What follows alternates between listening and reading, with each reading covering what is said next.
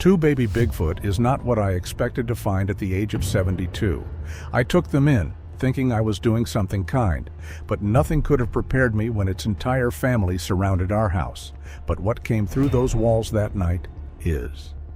My knees were screaming before I even reached the ridge that morning, the old arthritis grinding like wet gravel with every step, and the rain kept coming down in that fine Pacific Northwest drizzle that soaks through denim without ever looking like much. I had my walking stick in one hand and my thermos in the other, and I remember thinking the forest was too quiet. No birds, no squirrels chattering in the Douglas firs, just my own breath, ragged and old, fogging in front of my face. I told myself it was the weather. I told myself a lot of things that morning that turned out to be wrong. I rounded a boulder slick with moss, easily 8 feet across, and stopped so fast my walking stick nearly went out from under me. In a hollow log, maybe 20 yards off the trail, two small shapes huddled together, whimpering like abandoned puppies. They stood about 3 feet tall, covered head to toe in wet brown fur, and one of them had a gash along its forearm that wept dark blood into the moss. My first thought was orphaned bear cubs. My second thought, the one that made my stomach drop, was that bears don't have hands like that and bears don't have faces like that. These were baby Bigfoot, and somewhere deep in my chest I already knew it before my mind caught up. I should have turned around right then. 40 years living at the edge of that mountain, and I'd heard every story a person could hear about Bigfoot, the kind old-timers tell after too much coffee, and not one of those stories ended well for the fool who got close. But the injured baby Bigfoot let out a high, keening wail that cut straight through me, and something in my chest just gave. I eased forward with my hands open, murmuring the same nonsense I used on frightened barn cats. The two of them recoiled at first, pressing into the rotted wood, but the hurt one kept crying,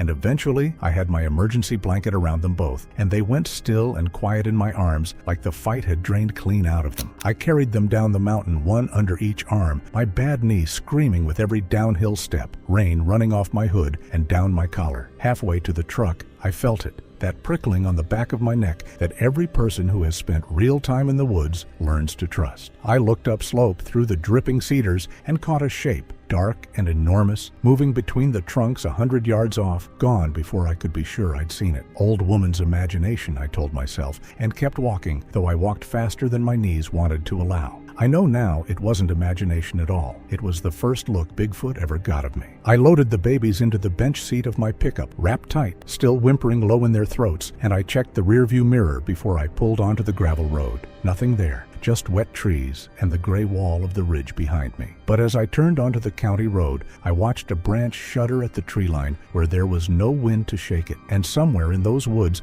a massive hand, fur-covered and thick-fingered as a fence post, closed around a pine trunk and squeezed until the bark split and rained down in splinters. I didn't see that happen. I only understood, driving home with two frightened Bigfoot babies pressed against my hip, that something enormous had watched me take them, and that something enormous was not going to let that go. My cabin sits at the edge of the mountain, log built, isolated, the nearest neighbor 4 miles off through timber that doesn't quit. Timber thick enough that no one would hear a single shout for help, even on a still night, let alone one drowned out by rain and the roar of Bigfoot. I'd lived there alone since my husband passed, and I liked the quiet well enough most days. That afternoon, I laid the babies on towels across my kitchen table and cleaned the gash on the injured one's arm with peroxide and gauze, the way I'd patched up 100 stray dogs over the years. They were docile under my hands, almost trusting, and the healthy one nuzzled my palm with something that felt disturbingly close to affection. But their eyes were wrong for animals. Too deep, too aware, tracking my every movement like they understood exactly what I was doing and were deciding in real time whether to let me. What have I done? I thought, looking at those small, knowing faces.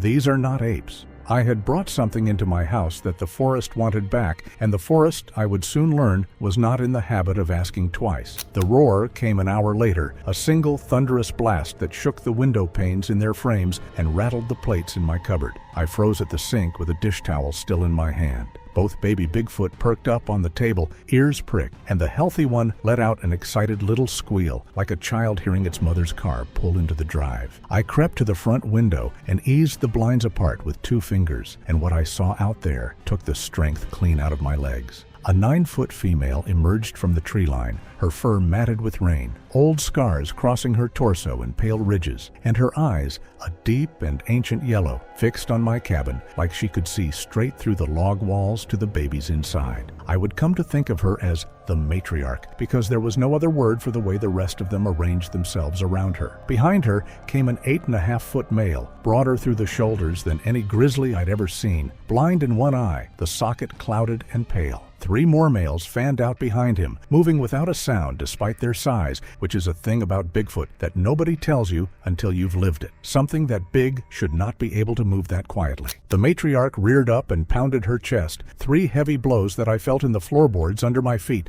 Boom, boom, boom. And somewhere behind me, the babies started to cry in unison, a high, wavering sound that seemed to answer her call. I counted the shapes at the tree line again, hoping I'd miscounted the first time. 5, counting the matriarch, and their faces were not the faces of animals working on instinct. There was judgment in them and something colder than anger. I had stolen from Bigfoot, whether I meant to or not, and Bigfoot had come to collect. The blind-eyed male broke from the group first, moving sideways along the edge of the clearing, circling my cabin at a walk that cracked branches under each footfall. He passed out of sight behind the woodshed, and for a long moment there was nothing but rain on the roof and my own heartbeat slamming in my ears. Then the whole back wall of the cabin took a hit that sounded like a car crash, a heavy body slamming full force into the logs, and the babies on my table screamed loud enough to hurt my ears. I understood then that this was not going to be a standoff. Bigfoot had come to take the house apart. I backed away from the window with my heart hammering and my dish towel still clenched uselessly in one fist, and I made myself count the shapes again through the gap in the blinds, because some stubborn part of me refused to believe 5 full-grown Bigfoot could stand at the edge of my own yard in broad daylight. The 3 other males held back near the tree line, swaying slightly on their feet, watching the cabin the way hunting dogs watch a rabbit hole, patient and utterly certain of the outcome. One of them dropped low and put his face to the mud, following some invisible line straight toward my porch steps, and I realized with a jolt that Bigfoot could track my scent as easily as any bloodhound, which meant there was no corner of that cabin where I would ever truly be hidden from them. I went for the fireplace poker in one hand and my late husband's shotgun in the other, moving room to check every window, my pulse a hard drum in my throat. Through the kitchen ceiling, I heard footsteps that did not belong on a roof, heavy and deliberate, and a moment later, shingles began to tear away in long strips, wood splintering, gray daylight pouring down through a widening hole above the hallway. I put the shotgun barrel up through the gap and fired once, the blast deafening in that enclosed space, and Bigfoot answered with a roar that shook dust from the rafters, not wounded, just furious. An arm the size of a fence post punched down through the broken lath, fur soaked black with rain, claws raking across the floorboards inches from my boot, and I scrambled backward toward the basement stairs with the babies clutched against my chest. I got the basement door bolted behind me just as something heavy hit it, hard enough to buckle the frame, splinters raining down over my shoulders in the dark, and I pressed my spine against the far wall with the babies gathered tight to my chest, counting my own heartbeats just to have something steady to hold on to. I understood, crouched there in the dark with 2 frightened Bigfoot babies shaking against my ribs, that they weren't trying to break in through any single point. They were dismantling the whole structure, piece by piece, patient as a demolition crew, like they were unwrapping a gift they already knew was theirs, and no amount of bolted doors was going to change that plan. I didn't stay in that basement long because I could hear the matriarch working the living room window above me, and something told me she wasn't done being polite. Through the gap under the door, I watched her shadow cross the glass, and instead of smashing straight through, she tapped it, one long claw against the pane. Tap, tap, tap, almost gentle, almost curious, before dragging that same claw down the length of the glass in a shriek that set my teeth on edge. A deep gouge carved clean through the pane. Her yellow eyes found mine through the crack in the blinds, and for one strange second, her head tilted, an almost human gesture of curiosity, before the rage came back into her face and she drove her skull straight through the window. Glass exploded across my kitchen floor. I fired the shotgun again, and she ducked back out of sight into the rain. But I knew Bigfoot did not retreat. She only repositioned. I hauled the babies into the bathroom, the smallest room in the house, and threw the bolt, listening to scratching sounds that weren't coming from the walls at all, but from somewhere lower, at the foundation itself. Concrete groaned under claws. The whole cabin shifted, tilted maybe 2 degrees, enough that a bottle of shampoo slid off the sink and clattered into the tub where I'd laid the babies. They were digging under us, undermining the foundation, turning my own house into a trap that would collapse on its own timeline. A fist the size of a Thanksgiving ham punched clean through the drywall beside me, and the blind-eyed male's pale, clouded eye stared through the hole, while his good eye locked onto the babies in the tub. I drove the fireplace poker into the back of his hand as hard as my old arms could manage, and he wrenched free with a bellow that rattled the medicine cabinet. But I knew that reprieve wouldn't last, not with Bigfoot circling a house that was already coming apart under me. I kicked out the bathroom window and dropped into the mud with a baby under each arm, rain coming down in sheets now, cold enough to steal my breath. My truck sat 30 yards off across open ground, and I ran for it harder than I'd run in 20 years, my bad knee screaming with every stride. Behind me, the front door exploded outward in a spray of splintered wood as the blind-eyed male came through it at a dead run, and I understood in that instant that Bigfoot was not going to let me reach that truck without a fight. I threw the babies onto the bench seat and slammed the door, and my hands shook so badly I nearly dropped the keys twice before the engine turned over, sputtered, died,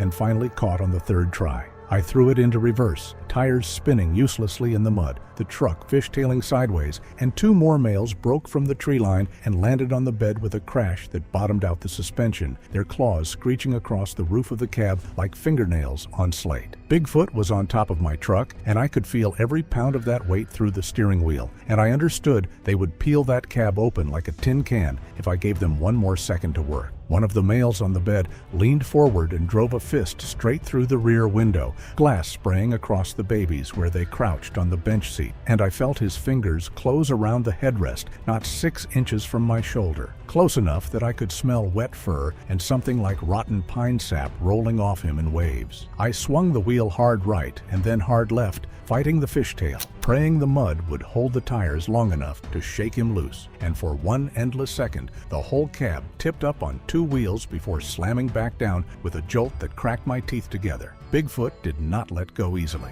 I threw the truck into drive and rammed the nearest pine at 10 miles an hour, hard enough that both males flew clear off the bed, one rolling into the brush, the other cracking his shoulder against the trunk with a sound like a gunshot. I shifted again and floored it, tires screaming against wet gravel, and that was when the blind-eyed male stepped directly into my path, arms spread wide, chest out, daring me. I did not slow down. I hit him square at 30 miles an hour, the bumper crumpling like foil, his body sliding up across the hood, his face slamming into my windshield, hard enough to spiderweb the glass and smear it with blood and matted fur before he rolled off into the ditch behind me. Limbs tangled, one arm bent at an angle that should have ended him right there. Bigfoot was down, but Bigfoot was not finished, not by a long shot, and some part of me already knew that. I swerved to avoid his rolling body, and the front tire caught the edge of the ditch, and the truck went over onto its side in a grinding shriek of metal, throwing me hard against the seatbelt while the babies tumbled into my lap, shrieking. I cut myself loose with the pocket knife I keep in my jacket and crawled out through the shattered passenger window into rain that came down like it meant to drown the whole mountain. And when I got my feet under me and looked up, the blind-eyed male was already rising from the ditch 50 yards off, shaking the impact off like a bad cough, his one good eye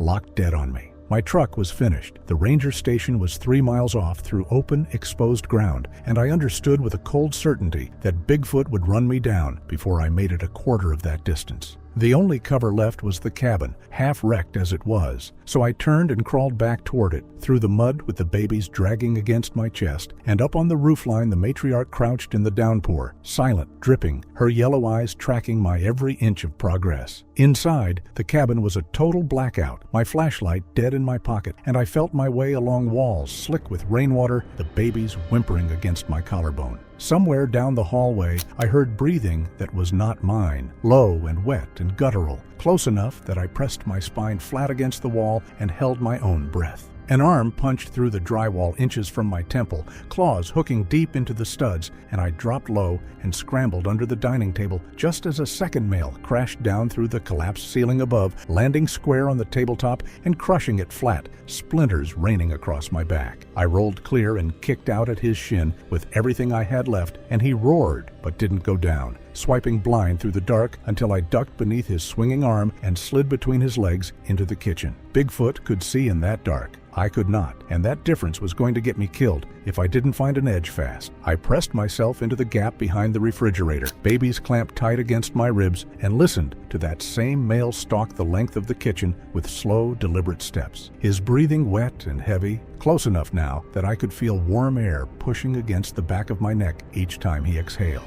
A drawer somewhere near his feet rattled shut on its own, some vibration passing through the floor from the damage upstairs, and he spun toward the sound so fast the whole refrigerator groaned against the wall behind me. I understood then that Bigfoot was not simply chasing blind through the dark, he was reading the house itself, every creak and shift, hunting me by sound alone, and the moment I gave him one more, he would have me. I remembered the babies flinched every time the adults grew too rough, so I squeezed one small foot hard enough to make it wail, and the male chasing me froze mid-stride, sniffed the air, and stepped back like he'd been struck. I used that half-second to scramble for the stove, twisted the propane valve wide open, and heard the hiss fill the ruined kitchen while I fumbled a lighter out of the junk drawer, with fingers gone numb from cold. The blind-eyed male came through the kitchen wall like a freight train, his forearms smashing my counter to ceramic shards, one massive hand closing around my ankle and dragging me across broken glass before I twisted and drove my heels straight into his ruined eye. He recoiled with a bellow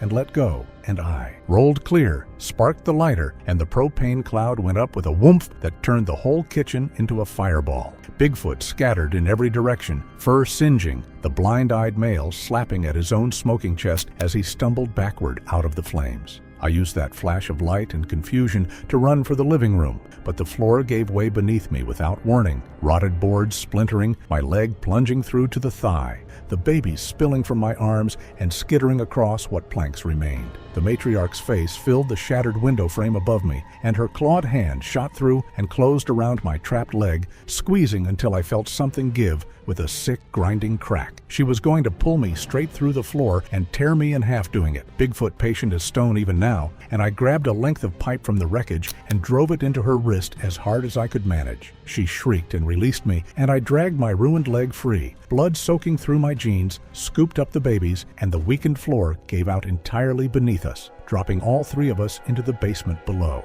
Down there, the air smelled of wet concrete and scorched wire, a single bare bulb flickering overhead, rainwater pooling across the floor from the wreckage above. My leg throbbed with a pain that told me something in it had broken for real this time. But I held the babies close and listened, and what I heard chilled me worse than anything Bigfoot had done to me yet. Scratching, not above, but below. Claws working against the underside of the concrete slab itself, clawing upward. They had tunneled beneath the house, and there was nowhere left to run that Bigfoot hadn't already accounted for. The blind-eyed male dropped through the ceiling hole 10 feet away, blackened and burned, but still filling the room with his shoulders, and at the same instant, the matriarch's arm punched clean through the concrete floor by my feet and closed around my boot. I kicked free and scrambled up a metal shelving unit, dust and old paint cans raining down around me, and the male swiped the whole shelf out from under me. I fell and landed hard across his back, driving a rusted nail into his shoulder with everything my old arms had left, and he bucked me clean into the wall, while the matriarch's second arm broke through the concrete beside the first, both limbs now buried to the elbow, clawing and searching blindly for the babies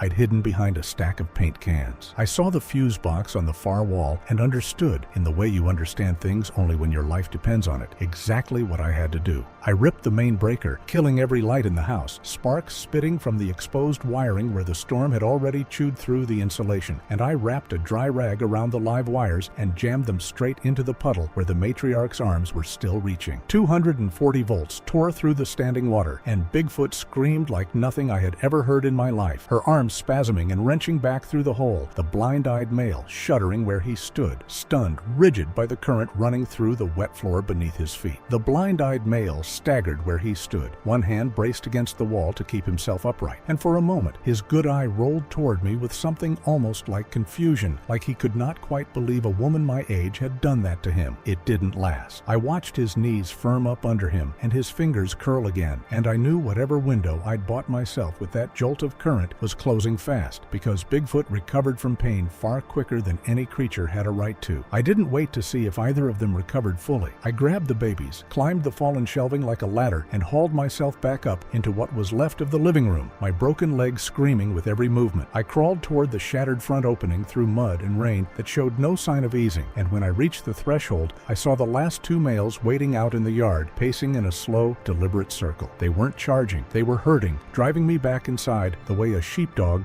works a flock. And I understood then that Bigfoot wasn't hunting me anymore so much as wearing me down on purpose, letting exhaustion do the work that claws hadn't. Finished. I stopped fighting it. I collapsed onto the ruined, mud-soaked porch with the babies still cradled against me, closed my eyes, and held them out in front of me, waiting for whatever was going to happen next. The two circling males stepped closer, sniffing at the air, and then, strangely, they stopped and parted. The matriarch climbed up out of the basement hole behind me, soaked through, still steaming faintly from the electric burn, and she did not grab for my throat the way every instinct told me she would. She only stared and waited, and something about that stillness frightened me worse than the violence had. Whatever pause that was, it broke fast, and Bigfoot came back at the house with a fury that made everything before it look like a warm-up. The males tore the chimney apart brick by brick, hurling them into the yard with enough force that one shattered a fence post 40 feet off. The blind-eyed male ripped floorboards up from beneath the wreckage in great splintering handfuls, tossing them aside like a man clearing brush, working his way steadily toward the corner where I'd retreated with the babies. The matriarch tore the power meter clean off its mount in a shower of sparks, plunging what little light remained into full darkness, and somewhere behind her I heard glass grinding under a heavy foot, slow and unhurried, the sound of something that already knew it had won and simply wanted to finish the job properly. All four of them together wrenched the front door frame free of the wall, nails screeching out of old wood, and I heard support beams crack somewhere overhead, the whole structure groaning like a dying animal as walls buckled inward around me. Dust and wet insulation rained down over my shoulders, and a ceiling joist gave way not 10 feet from where I crouched, crashing through what remained of the kitchen table in an explosion of splinters. I backed into the last standing corner of my own home with an empty shotgun and a bent poker and two shaking Bigfoot babies in my lap, and I understood there was no more house left to retreat into, only this last square of standing floor and whatever came through the dark to claim it. I had nothing left to fight with, only surrender. I got to my feet anyway, because staying still felt like dying twice, and I carried those two babies out through the collapsed doorway into the open yard, with the rain lashing sideways across my face, holding them up in front of me like a shield, the only bargaining chip I had left against Bigfoot. The three remaining males stopped their tearing all at once, heads swiveling toward me in the same instant, and for a long, terrible breath, none of them moved at all, the whole ruined yard gone still, except for the rain hammering down on splintered wood. The matriarch crouched low, coiled, and lunged before I could brace, one massive hand closing around my throat and lifting me clean off the ground, my boots kicking uselessly at empty air while the babies slipped from my failing grip and tumbled into the mud below. Her grip tightened with every second, and through the roaring in my ears, I heard the blind-eyed male bark something low and guttural, a sound that carried more weight than any roar had all night. Then he crossed the distance in 2 strides and seized her arm, forcing her fingers open around my throat in a raw contest of strength that shook the ground beneath us both. The two of them locked chest to chest, snarling into each other's faces while I collapsed in a heap between their feet, coughing, unable to draw a full breath. I dropped hard into the mud, choking, gasping, watching Bigfoot fight Bigfoot over what was left of me, and for one wild second I thought the whole pack might turn on itself and tear each other apart right there over my body. The matriarch finally backed off, gathering the babies against her chest with a gentleness that struck me as almost obscene given everything that had come before it, and the blind-eyed male stood over me a moment longer, staring down with that one clouded eye before he gave a single slow nod and melted backward into the tree line with the rest of them, the whole pack of Bigfoot vanishing into the dark timber as silently as they had first arrived. I lay there in the mud a long time after they were gone, my ribs cracked, my leg useless beneath me, the cabin nothing but a gutted skeleton behind me in the rain, every wall stripped bare down to the studs by hands that had wanted their own back and finally gotten it. My hearing was still ringing from the matriarch's grip, and my throat throbbed with every swallow, but somewhere under all that pain, I understood